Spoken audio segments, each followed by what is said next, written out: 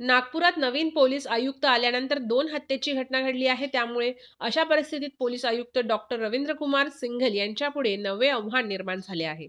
Wathoda police ठाण्याच्या हद्दीत गुरुवारी रात्री झालेल्या दुहेरी हत्येला 24 तास उलटत नाहीत, तर काल शुक्रवारी रात्री शहरात आणखीन एक हत्येची घटना घडली आहे.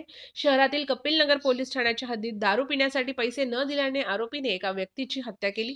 मंगेश गणेश मेंढे वय 45 असं हत्या झालेल्या व्यक्तीचं नाव आहे.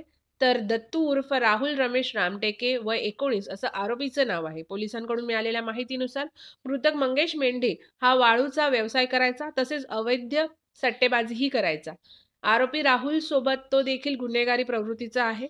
मृतक मंगेश आणि आरोपी यांच्यात मैत्री होती. शुक्रवारी रात्री आरोपी राहुल मंगेशच्या घरी पोहोचला असता त्याने त्याच्या खांद्यावर हात ठेवून त्याला आधी घराबाहेर आणले. त्यानंतर दोघे टेकनाक्याजवळ आले. दरम्यान आरोपी राहुलने मंगेशकडे दारू पिण्यासाठी पैसे मागितले, मात्र मंगेशने पैसे देण्यास नकार दिला. याचा राग मनात धरून आरोपी राहुलने रस्त्याच्या मधोमध जवळच असलेल्या चाकूने मंगेशवर अनेक वार करून गंभीर जखमी केले आणि तिथून पळ काढला.